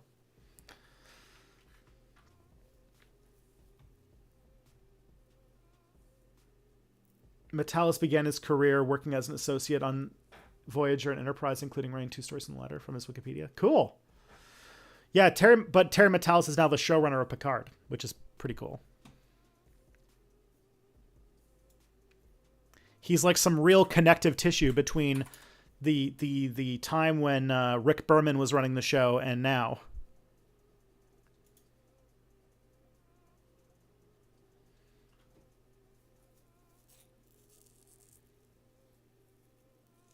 Because also he's like, yeah, he's only I just looked it up. He's only 47. So when he was writing for Star Trek, he would have been pretty young.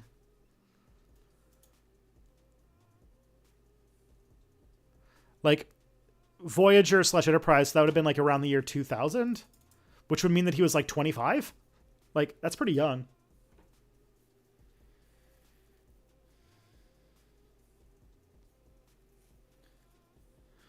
Raffi was one of my favorite characters introduced in Picard. I'm glad she's still around. Yeah, I like her a lot too. I think that exploring a person in the Star Trek universe of like this universe of everybody being perfect and wonderful and like there being no material, like the fact that she still struggles with addiction in like this utopic universe is such an interesting thing. Like she's got like legitimate like inner demons, which you don't see a lot in Star Trek shows.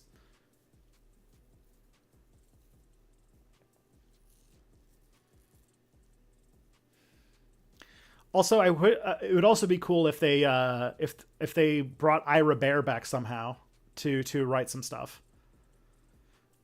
because he still obviously has a lot of he still has a lot of love for Deep Space Nine. I mean, he was involved with that Deep Space Nine documentary a few years back. I imagine he would do something. All right. If we were to find out aliens are real and even visiting Earth, how would this affect defense and international relations, assuming communication with aliens don't exist yet? Would we be something like an international organization, XCOM, be created in this more divided world? So it makes me think that we would try to, but we would fail, and every individual country would make their own thing, and it would fail miserably.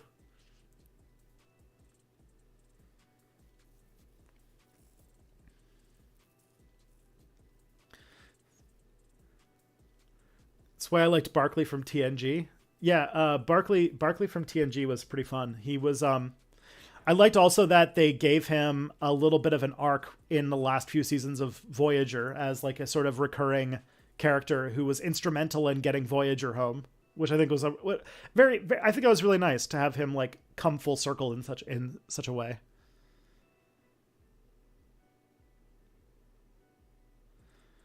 District 9 is such a good examination of this idea of like, if we found out the aliens are real, how would we, yeah, like alien in District 9, the aliens show up and they just arrive in Johannesburg and the international community doesn't do anything. And like South African government just has to just take these refugees and they do a horrible time at it. District 9 was a good movie. I should watch that again sometime. It's been a while.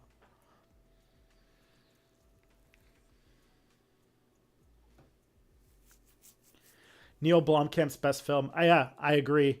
I feel like Neil Blomkamp has always been trying to hit the high of District 9 and has never ever quite got there. I never saw Chappie, but I did see Elysium, and Elysium was very disappointing.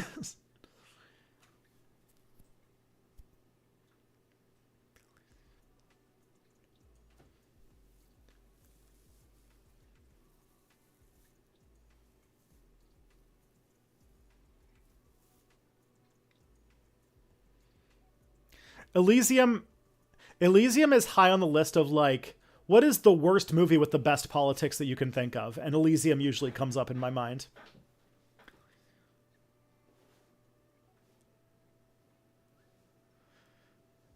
Because Elysium is basically just about how private healthcare is horrible and that rich people are pure trash. But the movie is very bad. And I haven't seen Chappie. But that what sucks about it is that like what sucks though is that I like Blomkamp's aesthetics. Like I don't know who he works with, but like his special effects, like the way his movies always look really good. And he obviously has good politics. It's just that he's not very good at writing movies. It might be interesting if he, like, you know, if he, like, worked with a better writer, maybe. Because, like, District 9 looked amazing. Even Elysium looked really good. And obviously both of them had very good, like, things to say. But it's not a good movie. Or, well, District 9's good, but Elysium's just not a good movie. I feel like he had some sort of relationship with Peter Jackson. And also, wasn't at one point he was going to write an Alien movie, or he was going to direct an Alien movie? What's Neil Blomkamp up to?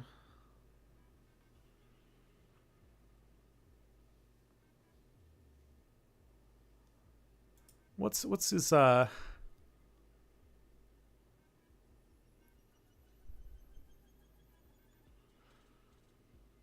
co-writer and director for District 9 and the director of Elysium. So he didn't write Elysium. Okay. Let's see what else he did. Chappie. He did a movie called Demonic, and he directed, I don't know anything about this movie, Demonic. And he also directed a Gran Turismo movie. Oh, that comes out this year, so I haven't seen that. Demonic, though. I mean, it generally negative reviews. Lovely. Okay. That sucks, because it's a sci-fi horror movie, and I like sci-fi horror movies.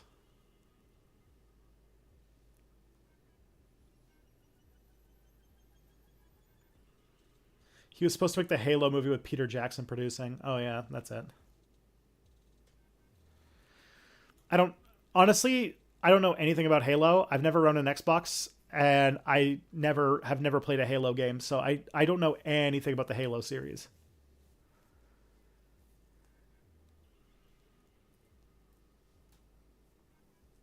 Has anyone seen this movie Demonic?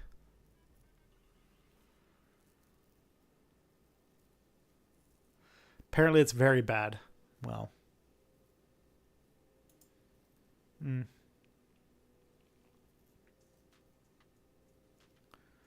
That's sad. He had such promise. I was so excited when District 9 came out. I was like, oh my god, Neil Blomkamp's going to make so many good movies. But then, yeah. Then everything else was just kind of sad.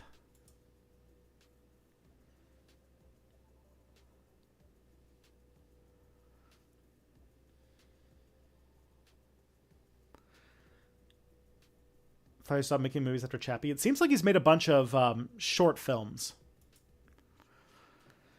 All right, maybe this is my Zoomer talking, but lately I've seen a lot of characters / media featuring Zoomer age people get derided as being cringy and annoying online. But when I checked it myself, the character / writing is fine or really good. It's just people hating kids or what? To an extent. I feel like, yeah, like... I don't agree with this, but I can see the urge that as you get older, you find younger people more and more annoying as they get like more different from you. It's stupid, and it's just reactionary, like a gut dislike of things being different, because I don't know why this is, but like I can even feel like the explore exploit algorithm in my head changing as I get older, and I get like less enthusiastic about things being new, which is something I definitely want to fight against. But yeah, it's silly.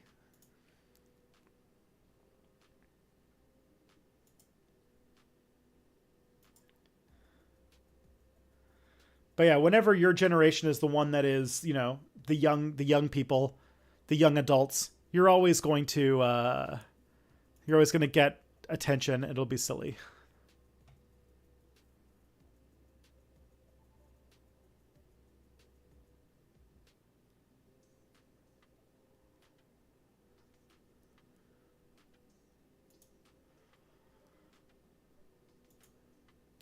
Oh yeah, I also forgot about the superconductor breakthrough that happened.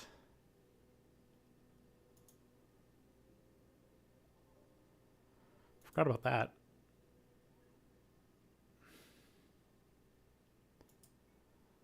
Man. Sabine Hostenfelder is So cool. I hope I don't find out that she's secretly evil.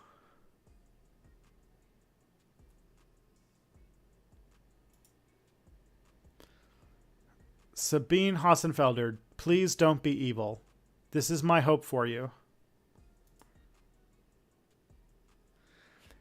Because now I feel like if I find a new content creator that I like, I have to like thoroughly vet them to make sure they're not secretly evil, because it seems that like now you gotta find it. You gotta find it early, or else you're just gonna be disappointed.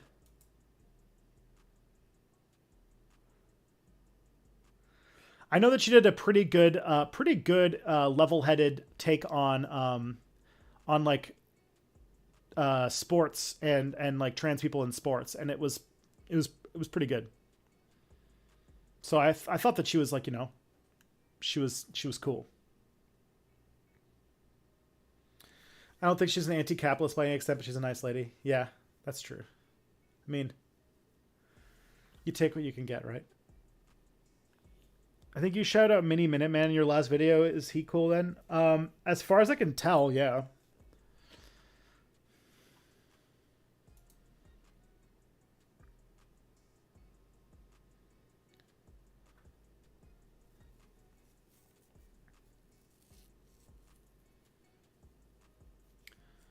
Bo, the fifth column was painful, but pretty expected when evidence was laid out. Yeah, I guess so. I've never been crazy about Bo, the fifth column. I'll be perfect. I'll keep it 100. Even though, like, every time somebody does something shitty, you have to be like, the first thing you need to do is, like, talk about why you want to distance yourself, and you never like them anyway, but I was never super excited about his stuff. But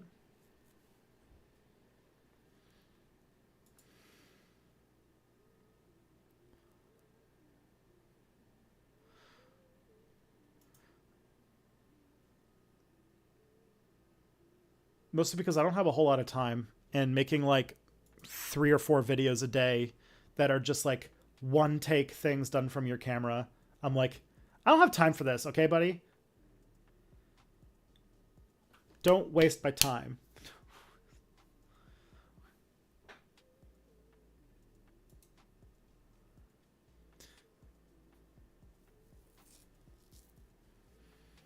That's all, I'll take it.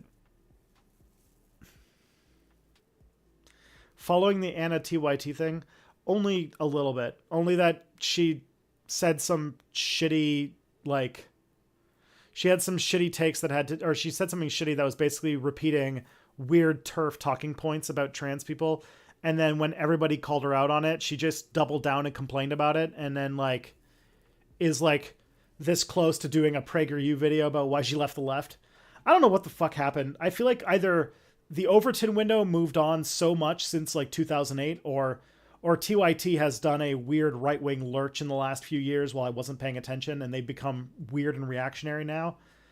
I don't know if it was that, or just the fact that, you know, my expectations back in like 2008 when I watched the Young Turks were just so much lower than they are now, and that now I can just have a higher standard for stuff.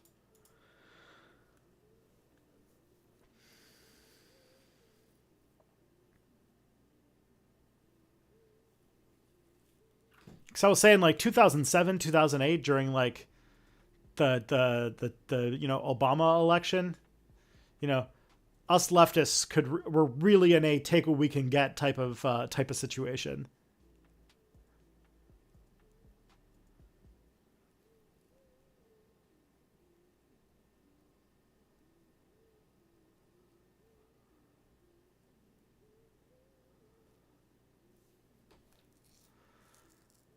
Oh man. So we got about 9 minutes left. What should we talk about? I have finished the questions.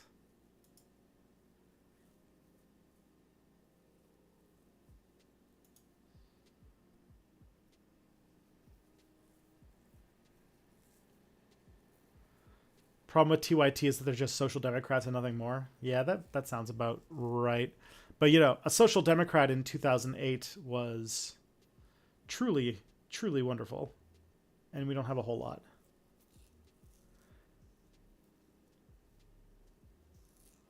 I asked a question about Mexico this month. Was it in the last stream? It might be. Oh yeah, the TikTok ban. Yeah, I forgot that the CEO of TikTok basically like went and talked in front of Congress like yesterday, and basically like what's it called? Like what's it called? Like all of Congress showed that they're basically just taking like what's it called? Lobbyist money from fucking Facebook. And we're just repeating like weird, very misleading things about TikTok. And the CEO is like, "What the fuck are you people talking about?" It's wonderful whenever a tech CEO has to talk and a bunch of politicians who don't know anything about technology, and they're all like boomers um, who will get in trouble for having a really big fall, are trying to get people to describe like eye tracking technology, and it's just like the most cringe shit imaginable. Yeah, fucking horrible. And it seems that it might result in fucking America and probably Canada soon afterwards banning TikTok, which would be sad because it's a fucked up weird website or a weird app, but it's entertaining. Were you annoyed that Mini Minuteman did a super similar video really close to each other? No, I have a feeling if anything, we probably boosted each other's views because of that. So I don't mind. I knew that I was actually surprised that it happened so close because I thought that I was coming out with the Ancient Apocalypse video way too late. Like I thought like the time to talk about this Netflix show was way past. And I actually didn't anticipate this video to do very well because of that. Like I thought that like if I had made this back in like December, it would have done so much better. But now I'm doing it in February and like, nobody cares about Ancient Apocalypse anymore. But that obviously that was wrong.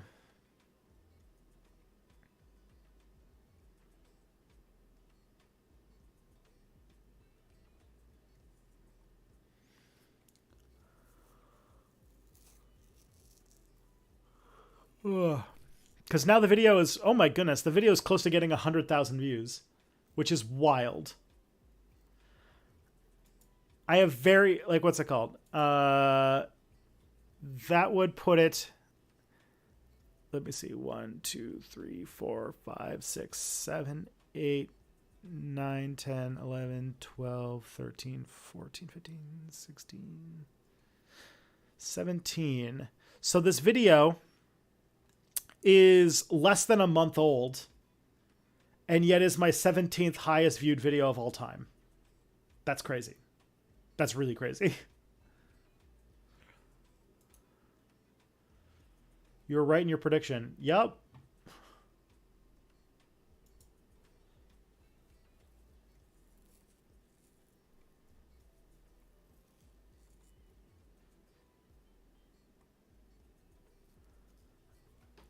I'd rather be killed by a fascist whose music human who just wants to be out of their way than one who won't even acknowledge my humanity, but rather be killed. Yeah.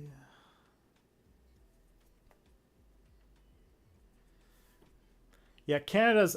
Somebody also just mentioned that like Canada's also having its weird fucking China panic news story, where it seems like CSIS / the Conservatives, who are trying to do basically I don't know. So there's somebody who's trying to create this narrative that China interfered in the 2021 election on behalf of the liberals. And like fucking what? And so that's like becoming a thing. And like one MP is like having to basically like put up with shit from like conservatives and about like that he took money to support him in the from China in the election. And it's just like it's pure just like drumming up weird fucking racism and stuff like that. And it's just like, what is this shit? I don't know what's going on. And then it's like got stuff to do with the Two Michaels, which is again the most like weird Canada. The Two Michaels story is another one of like Canada's having a fucking normal one about China, thinking that anybody gives a shit about what we think about China. and just trying to drum up this like racist, insane shit about China, like again. The Two Michaels story was the Two Michaels story, which, by the way, just from its name, you should know it's just like a very stupid Canadian like thing. But yeah, whenever our bosses in Washington tell us that it's time to do a moral panic about China, we're right there to do it, to do their bidding. So there we are. Here we go. I've seen somebody say that they think that it might be like CSIS trying to do a coup of the government and get basically Trudeau out of power, which would be very funny. I'm seeing double. 4 Michaels. Yeah.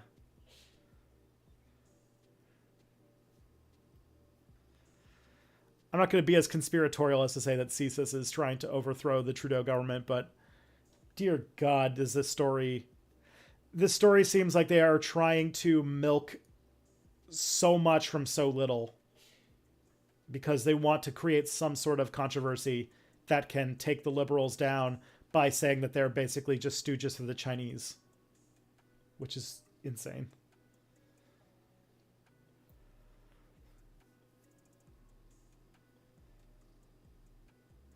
Who are the Two Michaels? So when Canada on the at the request of the United States arrested a Chinese business leader by the name of Meng Huawei, and we kept her held in Canada for potential extradition to the United States, and China was like, "Don't you fucking dare." And then they arrested a couple of Canadians in China and was like planning to like basically throw them in prison for like the rest of time and like do terrible things to them if we didn't turn over Meng Huawei. And I think we eventually caved in. I think that Trump left office and Canada just quietly like gave her back to the Chinese. And then the Two Michaels, which was like this these two people all of a sudden in Canada became the most important human beings that ever lived, were these Two Michaels. And it was just, oh man, it was just such a stupid attempt to make us appear like we're doing a brave standoff against Chinese aggression. And it was just so stupid.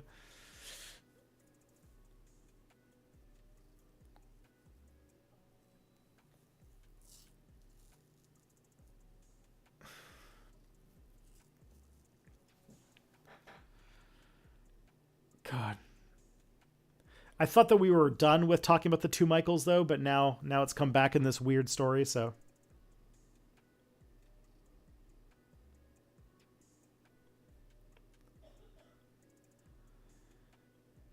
Yeah, they have to hate on China here in Canada because Canada has so many fucking Ukrainians that they can't just like support Russia like Republicans seem to. All right, it is 2:00. I've got to get to work. I've got filming to do. Let's see. Who should I raid? Should I raid Kira chats? I know that some people have like blocked ratings, so I'm going to try. Let's see. I usually try to raid like the lowest viewer person who I know. Yeah, Kira chats. Let's see if this works.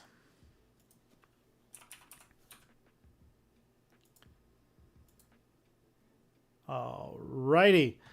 Okay, everybody. I'll be back next week. Hopefully there'll be a new video and everything. Take care of yourselves. Take care of each other. And I'll see you guys on the other side.